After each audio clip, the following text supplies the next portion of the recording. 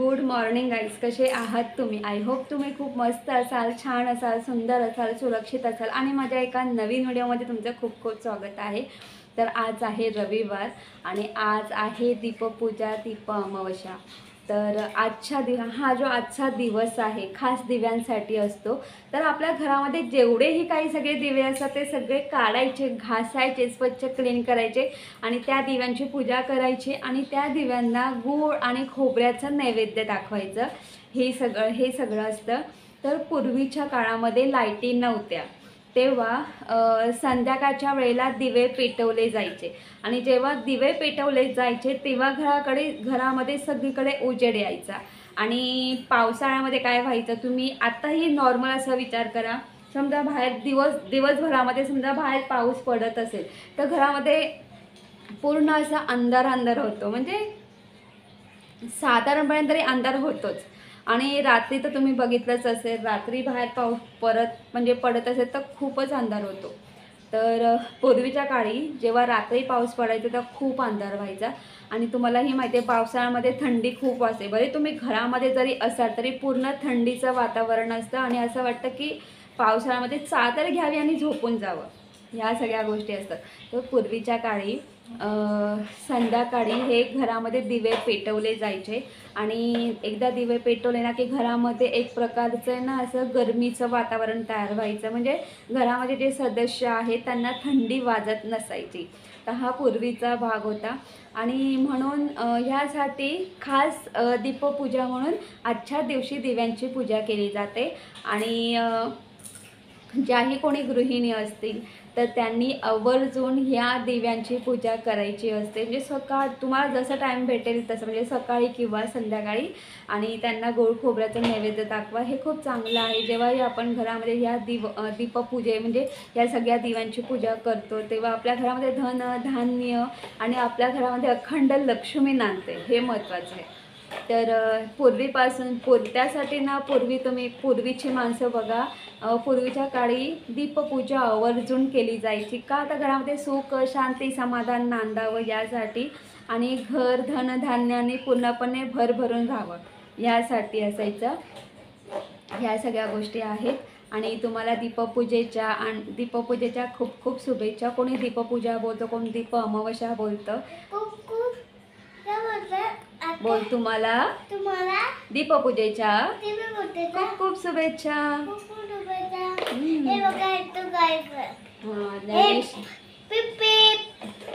दाखव जमतं.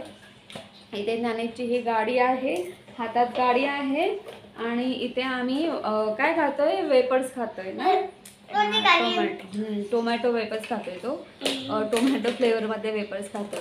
तर ह्या सगळ्या गोष्टी आहेत. ओके, तर ह्या सगळ्या गोष्टी आहेत. आणि मी तुम्हाला सांगेल की ना म्हणजे सगळ्यांनी दिव्यांची पूजा करावी. आणि का करावी हे मी तुम्हाला सांगणार आहे. मी तुम्हाला एक गोष्ट सांगणार आहे आणि त्या गोष्टीतून तुम्हाला समजेल की दिव्यांची पूजा का करायची असते. आणि हे फार पूर्वीपासून चालत आलेलं आहे, कारण दिव्यांसाठी हा खास एक दिवस असतो. आणि विचार करा ना, जेव्हाही आपण सकाळ संध्याकाळ घरामध्ये दिवाबत्ती करतो तेव्हा बरे आपल्या घरामध्ये खायला असो या नसो, पण दिवा लावल्यानंतर खूप प्रसन्न वाटतं, आपलं घर पूर्ण प्रसन्न वाटतं, शांत वाटतं. ह्या सगळ्या गोष्टी आहेत. आणि जेव्हा आपण गुरु ब्रह्मा गुरुर विष्णू गुरुर्देव महेश्वरा सकाळी बोलतो, संध्याकाळी शुभं करोति कल्याणम आरोग्य संपदा शत्रुबुद्धी विनाशाय दीपक ज्योती नमस्तुते, हे जेव्हा आपण बोलतो ना तेव्हा 5 मिनिटासाठी का होईना आपलं मन शांत राहतं. ह्या सगळ्या गोष्टी आहेत. आणि त्यानंतरसुद्धा आपल्या घरात खूप मस्त असं शांततेचं वातावरण असतं सकाळ किंवा संध्याकाळ. तुम्ही बघा, ऑब्झर्वेशन करा. तर ह्या सगळ्या गोष्टी आहेत. तर मी तुम्हाला एक गोष्ट सांगते. तर एक जा पाणी पी, जा लवकर पाणी पी. तर एक आटपाट नगर असतं. त्या आटपाट नगरामध्ये एक राजा राहत असतो. राजाची एक सून असते तर तिला एक काम नेमून दिलेलं असतं. तिला सांगितलेलं असतं तुला रोज सकाळ संध्याकाळ दिवे लावायचे आहेत. रोज म्हणजे क्लीन करायचे, स्वच्छ क्लीन करायचे आणि तुला दिवे लावायचे आहे. त्या दिव्यांना तुला प्रसाद दाखवायचा आहे, नैवेद्य करून त्यांना नैवेद्य अर्पण करायचं आहे. तिचं नेमलेलं काम असायचं आणि ते तिला ठरवून दिलं आणि ती हे नित्यनेमाने करायची. आणि त्यावरती जे ते दिवे होते ते दिवे खूप प्रसन्न होते तिच्यावरती, कारण ती नित्यनेमाने त्या दिव्यांना छान मस्त क्लीन करायची आणि छान मस्त त्यांची पूजा करायची, त्यांना गोड गोड नैवेद्य दाखवायचं. हे सगळं दिव्यांना खूप आवडायचं. एके दिवशी काय होतं माहिती आहे का, घरामध्ये जेवण बनलेलं असतं आणि तिला भूक लागते म्हणून ती जाते आणि जेवायला बसते आणि तिला ते थांबत नाही, तिला ते जेवण आवडतं. तिला ते जेवण एवढं हां 2 मिनटं. तर तिला ते जेवण एवढं आवडतं ना की ती पूर्णपणे जेवण खाऊन टाकते, म्हणजे पूर्ण जेवण संपवते ती, कोणाला राहतच नाही. आणि नंतर मग ती घाबरते, अरे बापरे मी एवढं सगळं जेवण खाल्लं आहे, संपवलं आहे, आता करायचं काय. आणि जर मला तर समजा कोणी घरामध्ये विचारलं तर करायचं काय. मग ती काय सांगते की घरामध्ये जे उंदीर आहेत ना त्या उंदरांनी हे सगळं जेवण संपवलं आहे, असं ती सगळ्यांना सांगते. तर नंतर जेव्हा ही गोष्ट उंदरांना समजते तेव्हा उंदीर काय करतात, तू आमच्या नावाचे घाण केलेस, तू म्हणजे जेवण तू जेवलेस, बाकी नाव तू आमचं सांगितलंस. त्याच्यामुळे उंदरांना राग येतो. मग ते बोलतात की आपण बदला घ्यायचा, म्हणून ते बदला घेतात. एके दिवशी रात्री उंदीर काय करतात, तिची जी चोळी असते ना ती दुसऱ्यांच्या अंथरुणामध्ये नेऊन टाकतात आणि त्यानंतर मग सासू, त्यानंतर नणंद, त्यानंतर मग तिचा नवरा वगैरे तिला खूप बडबड करतात, तिला दोषी समजतात, जेव्हा ते रागावतात आणि तिला घराच्या बाहेर हाकलून देतात. इथपर्यंत सगळं होतं. त्यानंतर मग ती जिथे असेल तिथे ते निघून जाते.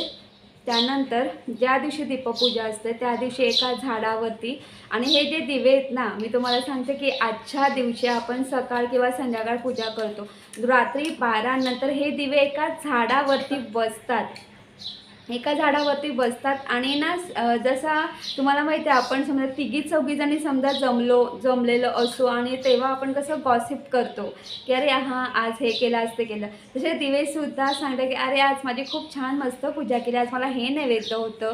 सगळे दिवे एकमेकांची ह्या गोष्टी शेअर करत असतात. तर तसाच एक म्हणजे दीपपूजेचा दिवस होता. त्या दिवशी सकाळ झाली, संध्याकाळ झाली, रात्रीचे 12 वाजले, त्यानंतर सगळे दिवे एका झाडाखाली छान एका झाडावरती बसले होते आणि सगळे दिवे एकमेकांना सांगत होते. आणि तितक्यात तो राजा असा येत होता आणि नंतर मग राजा बघतो तो अरे या झाडावरती एवढे सगळे दिवे, म्हणून तो तिथेच थांबतो. तर आणि तो ते दिवे जेही काय बोलतात ते सगळं राजा ऐकत असतो. तर सगळे दिवे बोलतात अरे आज आमची खूप छान मस्त पूजा झाली, आज मला छान, कोणी बोलतं मला लाडू दिलं, कोण बोलतं मला खीरपुरी दिलं, कोण बोलतं अरे मला श्रीखंडपुरी दिलं, हे सगळे नैवेद्य. त्यातला एक दिवा असतो तो राजाच्या घरातला दिवा असतो. तो बोलतो अरे तुम्हाला तरी छान छान तरी खायला भेटलं, मला तर काहीच नाही भेटलं, माझी पूजासुद्धा नाही झाली. बोलतो मी राजाच्या घरचा दिवा आहे, बोलतो यात तुमच्या, बोलतो दरवर्षी, बोलतो माझा मान, बोलतो मोठा असतो, बोलतो सगळ्यांपेक्षा माझा मान मोठा असतो, बोलतो आणि बोलतो मला एवढं, बोलतो गोडाचं सगळं पक्वान्न असतं, बोलतो यावेळेस बोलतो माझी पूजा नाही, मला नैवेद्य नाही, मला काहीच नाही. तर तेव्हा इतर दिवे विचारतात का रे बाबा बरं असं का. तेव्हा तो सगळी स्टोरी झालेली सांगतो आणि बोलतो जी माझी पूजा करायची ती आता नाही राहत त्या घरामध्ये, तिला हाकलून तिला बाहेर काढले. तर ते जिथे असेल ना तिने सुखी राहावं आणि माझे खूप खूप तिला आशीर्वाद आहेत, तिने खूप छान उत्तम असं राहावं, चांगलं राहावं, असा दिवा तिला आशीर्वाद देतो. आणि ह्या सगळ्या गोष्टी राजा ऐकतो आणि नंतर मग राजाला समजतं की आपल्या सुनेची याच्यामध्ये काहीच चुकी नाही आहे. मग तेव्हा राजा काय करतो, दुसऱ्या दिवशी सकाळी जाऊन त्या सुनेला घेऊन येतो आणि मग तिला तिची माफी वगैरे मागतो आणि मग तिला सांगतो याच्यापुढे तुला आता इथे राहायचं आहे आणि तुला नित्यनेमाने या दिव्यांची पूजा करायची आहे आणि ह्या सगळ्या गोष्टी आहेत. तर ही म्हणजे सांगण्याचं तात्पर्य एवढंच आहे की तिने दिव्यांची सेवा केली, पूजा केली, पण आज त्याच दिव्यामुळे तिला म्हणजे आज तिला बाहेर काढली होती, पण तिला त्याच दिव्यांमुळे तिने घरामध्ये म्हणजे तिला घरामध्ये घेतली, म्हणजे घरामध्ये लक्ष्मी आली, हे महत्त्वाचं आहे.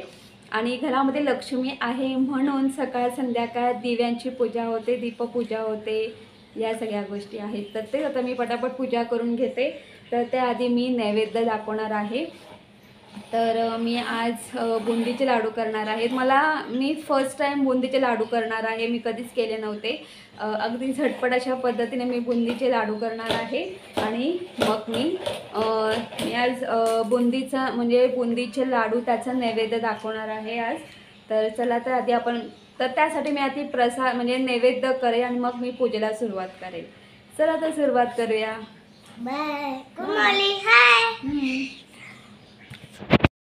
इथे आपण बुंदीचे लाडू तयार करून घेणार आहोत. तर बुंदीचे लाडू तयार करून घेण्यासाठी इथे मी 1 बाउल भरून बेसन पीठ घेतलेलं आहे, चवीनुसार मीठ घेतलेलं आहे आणि इथे मी खोबरा किसायची किसणी घेतलेली आहे. तर हिचा वापर मी कसा करणार आहे आणि कशासाठी हे तुम्हाला नंतर पुढे कळणारच आहे. तर इथे एका बाउलमध्ये आपल्याला बेसन पीठ ॲड करायचं आहे. बेसन पीठ ॲड केल्यानंतर यामध्ये आपल्याला चवीनुसार मीठ ॲड करायचं आहे आणि चवीनुसार मीठ ॲड केल्यानंतर छान व्यवस्थित मिक्स करून घ्यायचं आहे. तर इथे मी 1 छोटा चमचा मीठ ॲड केलेला आहे. तर इथे आपल्याला आवश्यकतेनुसार पाणी ॲड करायचं आहे. तर आपल्याला हे जे बॅटर आहे जास्त जाडही नाही आणि जास्त पातळही नाही, असं बॅटर तयार करून घ्यायचं आहे. तर तुम्ही इथे बघू शकतात की बुंदीसाठी ते आपलं हे जे बॅटर आहे तयार झालेलं आहे. आणि ज्या गाठी असतात त्या गाठी आपल्याला छान मस्त स्मॅश करून घ्यायच्या आहेत. नाहीतर मग जेव्हा बेसन पीठ सुकं असतं तेव्हा त्याच्या गाठी फोडून घ्यायच्या आहेत. तर तुम्ही इथे बघू शकता, इथे कढईमध्ये मी ऑइल टाकलेलं आहे आणि ऑइल गरम करायला ठेवलेलं आहे. आणि इथे मी ही जी खोबरा किसायची जी किसणी आहे तर मी याच्यानेच बुंदी पाडणार आहे, किंवा तुम्ही या अशा झाऱ्याचा सुद्धा तुम्ही वापर करू शकतात, तुम्हाला जसं योग्य पडेल तसं. किंवा मार्केटमध्ये बुंदी काढायचा झारासुद्धा मिळतो. पण जर तुम्हाला घरामध्ये काहीतरी जसं जुगाड जर करायचं असेल तर तुम्ही बुंदीसाठी अशी किसणी घेऊ शकतात. नारळ किसायची, खोबरा किसायची किसणी, किंवा आपला झारा असतो ना जो जाळीदार, तोही तुम्ही घेऊ शकतात. तर आपल्याला स्पूनच्या साहाय्याने या किसणीवरती अशा पद्धतीने बॅटर ॲड करायचं आणि स्पूनने अशा पद्धतीने छान पसरवून घ्यायचं आहे. म्हणजे अशाने काय होतं, ही जी बुंदी आहे ही तेलामध्ये पडते. आणि ज्ञानेश खूप एक्सायटेड आहे हे सगळं बघण्यासाठी. ज्ञानेशला हे सगळं करायचं आहे, पण मी त्याला ओरडते कारण तो अजून लहान आहे. म्हणजे त्याला जेवण करायला खूप आवडतं, म्हणजे जसं कुकिंग, पण मी त्याला असं काही करून देत नाही कारण तो लहान आहे अजून. तर तुम्ही इथे बघू शकतात की इथे छान मस्त अशी तेलामध्ये बुंदी पडलेली आहे. तर इथे थोडं मी आधी गॅस बारीक केला होता बुंदी टाकताना. आता आपला गॅस थोडा मोठा करायचा आहे आणि मोठ्या गॅसवरती अगदी ही जी बुंदी आहे 4 ते 5 मिनटं छान मस्त तळून घ्यायची आहे. आणि आपल्याला एकदम अशी कुरकुरीत बुंदी करून घ्यायची आहे आणि जास्त ब्राऊन अजिबात करायची नाही.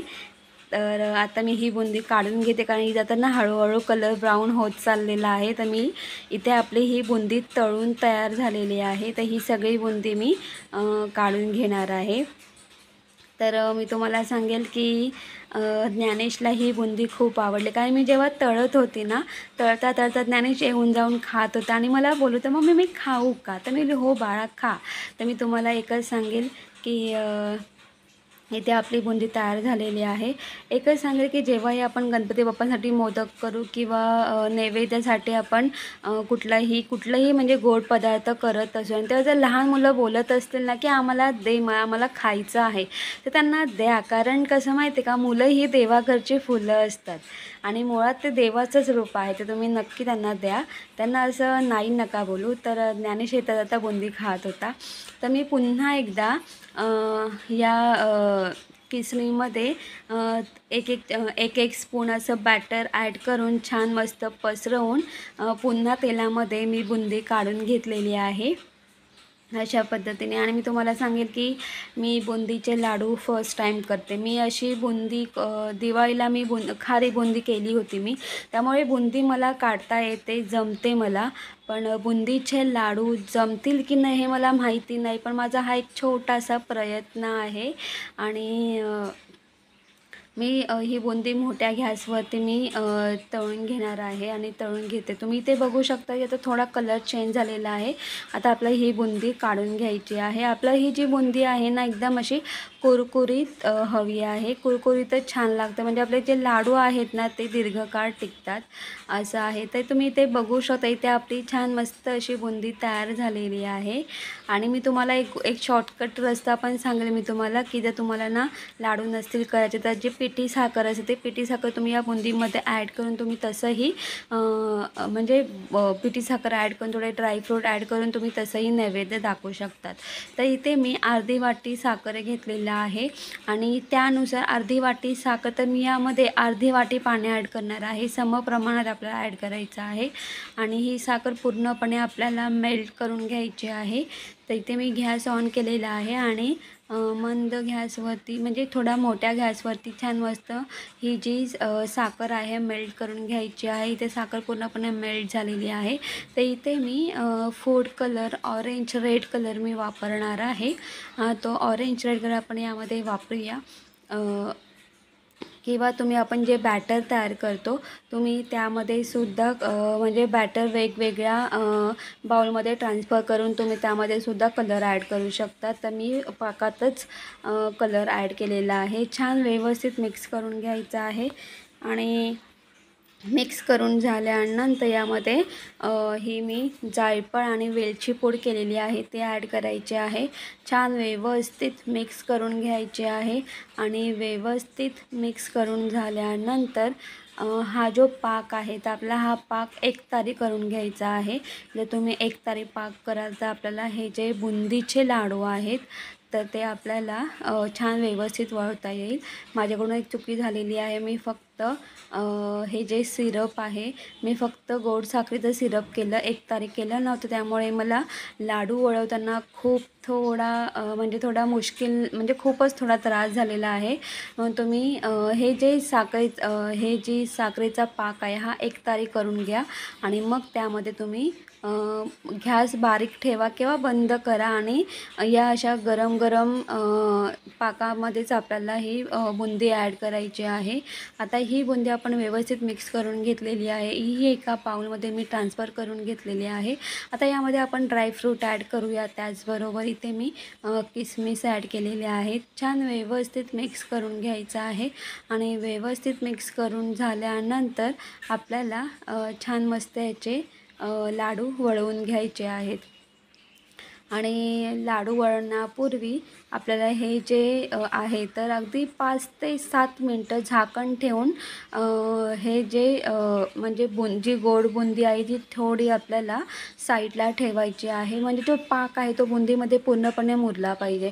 तर इथे 5 मिनटानंतर मी लाडू करायला सुरुवात केलेली आहे. तुम्ही बघू शकतात की मी वळवते पण माझे लाडू वळले जात नाही, कारण मी साखरेचा पाक एकतारी केला नव्हता.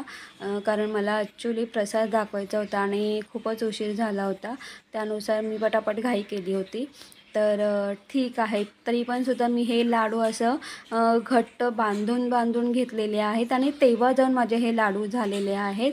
तर आपल्याला हे लाडू करून घ्यायचे आहेत. आणि मी तुम्हाला सांगेल की लाडू वळवताना तुम्ही तुपाचा वापर करा. मी इथे तूप सर्वात शेवटी जेव्हा आपण ही बुंदी जेव्हा पाकात ॲड करतो आणि व्यवस्थित मिक्स करतो आणि नंतर मग जेव्हा 5 मिनटं झाकण ठेवून आपण तिला थोडी थंड करतो, म्हणजे जेव्हा ती पाकात मुरते तेव्हा त्यामध्ये आपल्याला साजूक तूप ॲड करायचं आहे. 1 ते 2 चमचे छान व्यवस्थित मिक्स करून घ्यायचं आहे.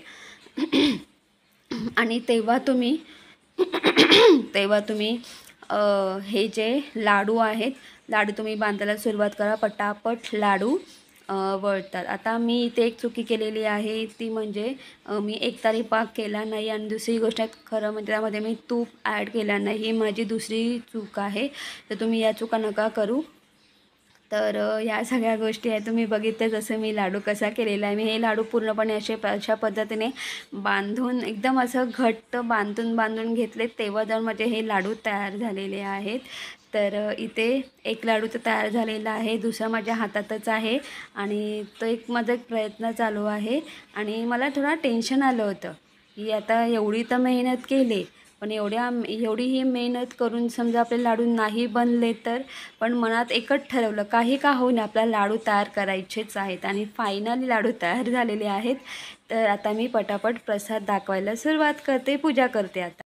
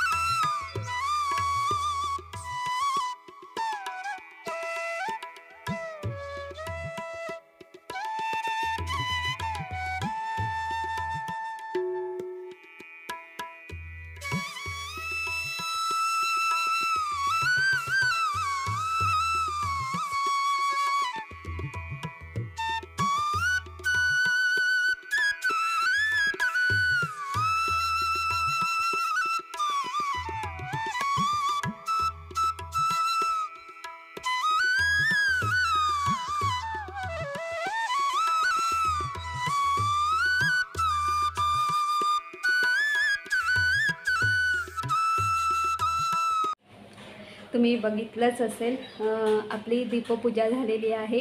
खूप छान अशा पद्धतीने दीपपूजा करून घेतलेली आहे आणि मी नैवेद्य म्हणून बुंदीचे लाडू दाखवलेले आहेत आणि मी तुम्हाला सांगेल की मी फर्स्ट टाईम बुंदीचे लाडू केलेले आहे. त्याच्या आधी मी कधीच ट्राय नव्हते केले. हां, मी बुंदी काढली होती मी तुम्हाला सांगेल, पण बुंदीचे लाडू कधी केले नव्हते.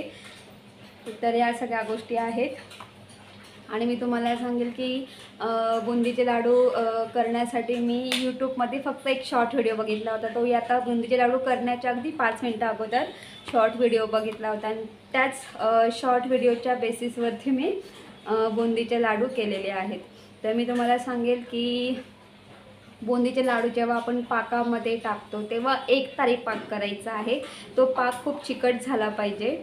आणि दुसरी गोष्ट म्हणजे लाडू जेव्हा आपण हे करतो थंड झाले ना की वरतून आपल्याला आपला जो साजूक तूप असतो 2 ते 3 चमचे आपल्याला साजूक तूप टाकायचं आहे. छान व्यवस्थित मिक्स करून घ्यायचं आहे आणि मग तुम्ही लाडू बांधायला सुरुवात करा.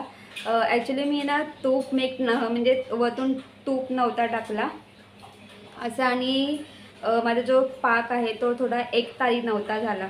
तर हा सगळा प्रॉब्लेम होता. तर तेच त्याच्यामुळे मी काय केलं माहिती आहे, लाडू एकदम असं बांधून नंतर ते बरोबर आले लाडू. तर ह्या 2 गोष्टी तुम्ही लक्षात ठेवा. बुंदीचे लाडू करताना तुम्हाला 1 तारी पाक करून घ्यायचा आहे आणि दुसरी गोष्ट म्हणजे जेव्हाही आपण लाडू आणि म्हणजे साखरेचा पाक जेव्हा मिक्स करतो वगैरे त्यानंतर शेवटी जेव्हा ते सगळं थंड होतं आणि जेव्हा आपण लाडू वळवायला सुरुवात करतो तेव्हा त्याच्या आधी आपल्याला त्याच्यामध्ये 2 ते 3 चमचे तूप टाकायचं आहे आणि तूप टाकल्यानंतर छान व्यवस्थित मिक्स करून घ्या. म्हणजे गावठी तूप असतो तो आपला, तो टाकून छान मस्त मिक्स करून घ्यायचा आहे आणि मग तुम्ही लाडू वळवा. लाडू खूप छान मस्त वळले जातात आणि लाडू खूप टेस्टी झालेत. ज्ञानेश, लाडू खाल्लेच? मग कसं झालं लाडू? हां, तर ज्ञानेश ना काय बघतोय कार्टूनमध्ये? नाही, तू बोल. मी असं बंटी ना, बंटी. हां, चिक्कू बंटी. हां, तर ते ना एका आहे ना ते चिक्कू आणि बंटी ना ते एका खूप जुनी काय होतं हवेली बोलतात, हवेलीमध्ये गेलेत आणि ते तिथे खूप असं भूत वगैरे आहे तर ते घाबरलेत. ह्या सगळ्या गोष्टी आहेत. त्याचे सगळे फ्रेंड ते चिक्कू बंटीचे सगळे फ्रेंड हरवले ना.